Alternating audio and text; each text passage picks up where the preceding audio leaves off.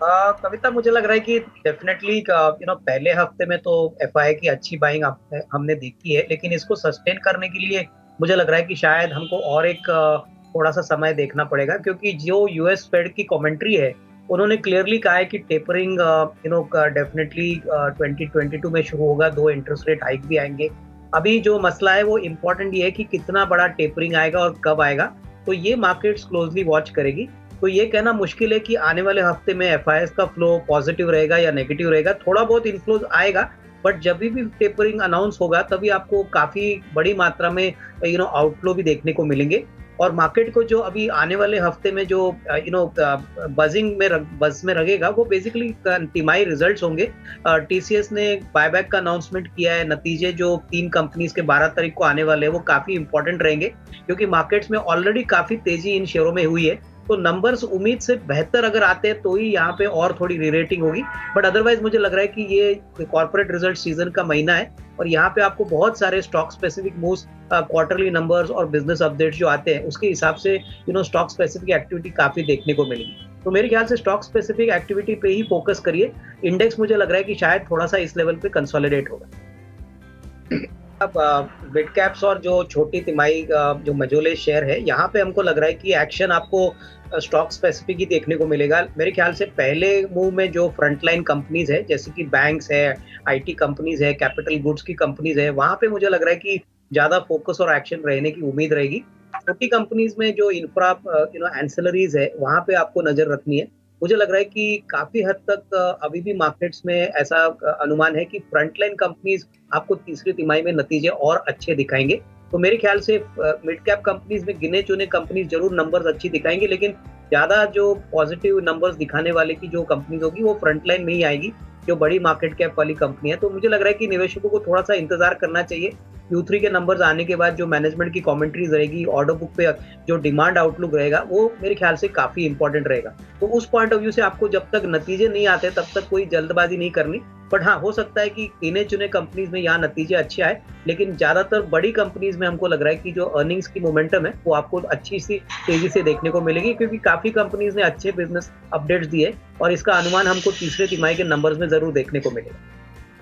चलिए अविनाश, बताएं आपका अनुमान क्या कहता है डीमार्ट के नतीजों को लेकर।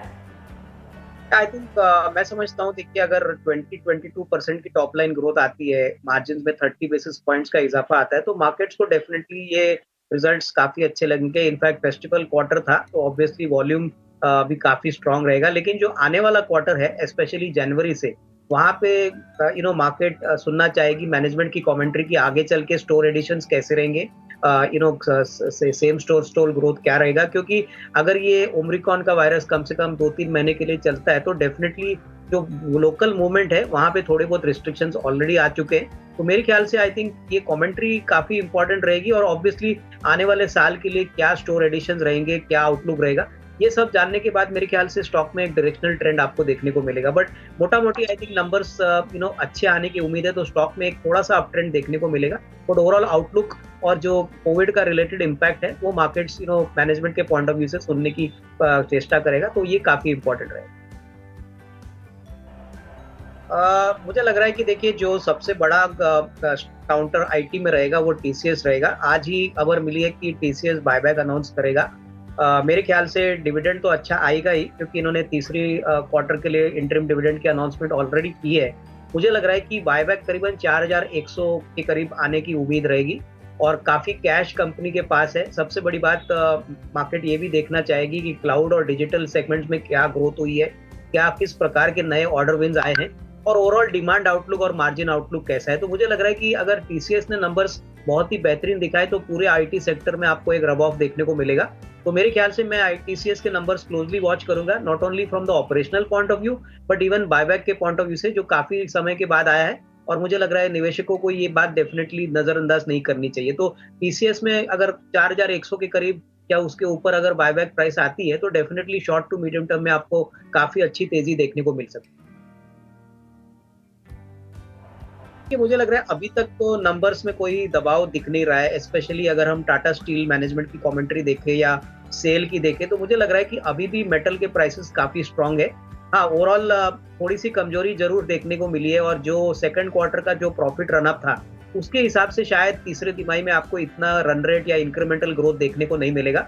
लेकिन हमको लग रहा है कि गिने चुने अपॉर्चुनिटीज अभी भी काफी अच्छे हैं, जैसे कि टाटा स्टील है, स्टील अथॉरिटी ऑफ इंडिया है। तो मुझे लग रहा है कि इतनी बड़ी तेजी शायद आपको देखने को ना मिले, लेकिन डेफिनेटली जो नंबर्स Q3 के आएंगे वो काफी स्ट्रांग रहेंगे और उसके बाद जो कमेंट्री आएगी वॉल्यूम ग्रोथ के लेके, प्राइसिंग को लेके, ये मेरे ख्याल से काफी इंपॉर्टेंट रहेगा, क्योंकि काफी हद तक बड़ी तेजी पिछले साल मेटल सेक्टर में हुई है। तो अंदाजा ये है कि आगे चल के प्राइसेस थोड़े मॉडरेट होंगे और उस हिसाब से ये थोड़े से मार्केट परफॉर्मर वाले स्टॉक रहेंगे और मार्केट आउट परफॉर्मेंस आने वाले महीनों में शायद थोड़ी सी दिक्कत हो सकती है। अविनाश जी, आपने वीआईपी शेयर्स की लिस्ट में किनको चुना है? कविता, मेरे पास दो शेयर है। एक तो एक ऑटो एंसिलरी कंपनी है जिसका नाम है अमरा राजा बैटरीज। ये कंपनी में हमको इसलिए थोड़ी सी पॉजिटिविटी दिख रही है क्योंकि कंपनी ने बहुत बड़े प्लान्स इलेक्ट्रिक व्हीकल बैटरीज को लेके अनाउंस किए हैं। ऑलरेडी कंपनी एक बहुत ही डोमिनेंट प्लेयर है जो सारे सेगमेंट्स को अपने प्रोडक्ट सप्लाई करती है, OEM as well as replacement market के लिए। कंपनी की बैलेंस शीट देखें तो कर्जा मुक्त बैलेंस शीट है, कैश काफी कंपनी के पास है और मुझे लग रहा है कि इस साल को अगर हम छोड़े FY22 के लिए, तो FY23 में वापस वॉल्यूम ग्रोथ और वैल्यू अपसाइड आने की अच्छी पॉसिबिलिटी रहेगी। तो यहाँ पे काफी निचले लेवल पे स्टॉक मिल रहा है 625-630 पे, और हमको लग रहा है कि साल भर का नजरिया कोई लेता है तो करीबन 750-760 का टारगेट प्राइस यहाँ पे पॉसिबल लग रहा है। दूसरा स्टॉक जो मुझे पसंद है वो एक MNC कैपिटल गुड्स प्लेयर है जिसका नाम है KSB लिमिटेड। KSB एक जर्मन MNC कंपनी है जो बेसिकली पंप्स और वाल्व्स में स्पेशलाइज करती है और काफी कोर सेक्टर्स को जैसे water, waste management, irrigation, fertilisers को केटर करती है। इनफैक्ट न्यूक्लियर पंप्स भी बनाने वाली ये एकमात्र इंडिया की कंपनी है। कंपनी की ऑर्डर बुक करीबन 1800 करोड़ है और इस साल दैट इज दिसंबर 21 में कम से कम 40 रुपए की अर्निंग कंपनी रिकॉर्ड करेगी। आने वाले 1.5-2 साल के लिए ऑर्डर बुक अच्छी है, आउटलुक अच्छा है, तो हमको लग रहा है कि ये डेफिनेटली अच्छा वैल्यू पिक साबित होगा। करीबन साल भर की बात करें तो 1470-1475 का टारगेट प्राइस लेके इसको खरीदा जा सकता है।